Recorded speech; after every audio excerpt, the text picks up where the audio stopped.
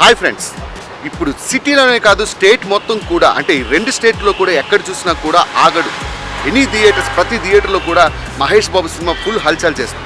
ఇక సినిమా విషయానికి వస్తే 14 రీల్స్ ఎంటర్టైన్మెంట్ బ్యానర్ మీద మహేష్ బాబు చేసినటువంటి థర్డ్ మూవీ. మొన్న వచ్చినటువంటి నేను ఒక్కడనే కూడా ఇదే బ్యానర్ మీద చేశారు. కాకపోతే అది కొంచెం డిసప్పాయింట్ చేసింది. కాకపోతే శ్రీను వైట్లను నమ్ముకొని అదే దూకుడు ఫార్ములాతో హెవీ పంచెస్తో వచ్చినటువంటి ఆగడు మూవీ ఎలా ఉందో ఇప్పుడు చూద్దాం. ఇక ఆగడు స్టోరీ విషయానికి వస్తే శంకర్, అంటే మహేష్ బాబు పేరు ఈ మూవీలో శంకర్ అండి. చిన్నప్పుడు అనాథగా తిరుగుతూ ఉంటాడు. ఇలా అనాథగా తిరిగే శంకర్ని ఇన్స్పెక్టర్ అదే రాజేంద్ర ప్రసాద్ రాజారాం అని ఒక రోల్ ప్లే చేశారు. ఈ రాజారాం చిన్నప్పుడు అనాథగా తిరుగుతున్నటువంటి శంకర్ని తన కొడుకుతో సమానంగా పెంచుతూ చదివిస్తూ ఉంటాడు. అయితే శంకర్ చిన్నప్పుడు చేయని నేరానికి జైలుకి వెళ్ళిపోతాడు. ఇంకా శంకర్ ఊరుకుంటాడా? బాస్టన్ స్కూల్లో బాగా చదివి మన మహేష్ బాబు సిఐగా బయటకు వస్తాడు. అయితే రావడంతోనే పోలీస్కి కనీసం వాల్యూ లేని బుక్కపట్నం ఊర్లో సిఐగా ప్రమోట్ అవుతాడు.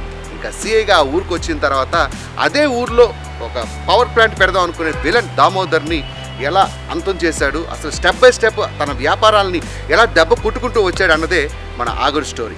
ఇక ఆగడు మూవీలో ఏముంది? నిజం చెప్పాలంటే ఈ మూవీని ఇంత హిట్ రేంజ్కి తీసుకెళ్ళింది కేవలం పంచ్ డైలాగ్స్.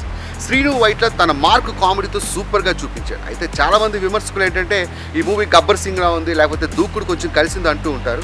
అవన్నీ పక్కన పెడితే సినిమాలో పంచ్ డైలాగ్స్తో నాన్ స్టాప్ ఎంటర్టైనర్. నిజం చెప్పాలంటే మహేష్ బాబు ఈ మూవీని తన భుజాల మీద మోసాడనే చెప్పాలి. అద్భుతమైన పంచ్ డైలాగ్తో, నిజంగా చెప్పాలంటే ఒక పంచ్ అయ్యేసరికి మరో పంచ్ వెంటనే వచ్చేస్తుంటుంది. అలా ఫస్ట్ హాఫ్ అంతా నాన్ స్టాప్ పంచులు తిరగదీశారు. ఇక సెకండ్ హాఫ్ ఎలా ఉంటుందో ఇప్పుడు చూద్దాం. ఇక సెకండ్ హాఫ్ విషయానికి వస్తే ఫస్ట్ హాఫ్లో ఫుల్ నాన్ స్టాప్ ఎంటర్టైన్మెంట్ ఇచ్చినటువంటి శ్రీను వైట్ల సెకండ్ హాఫ్లో ఒక కొన్ని సెంటిమెంట్ సీన్స్ని చాలా అద్భుతంగా చూపించాడు.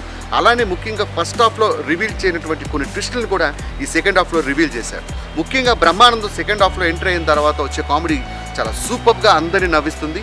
ఇక హీరోయిన్ తమన్నా అయితే మాత్రం చాలా గ్లామర్ని ఎంతవరకు చూపించాలో అంతవరకు చూపించి ఈ సినిమాకి చాలా ప్లస్ అయింది. ఫైనల్గా మహేష్ బాబు ఫ్యాన్స్కి పెద్ద పండగని చెప్పుకోవాలి. ఎందుకంటే ఈ మూవీలో మహేష్ బాబు ఫస్ట్ హాఫ్ నుంచి సెకండ్ హాఫ్ వరకు, స్టార్టింగ్ నుంచి క్లైమాక్స్ వరకు తన పంచ్ డైలాగులతో ఇరగదీశాడని చెప్పాలి.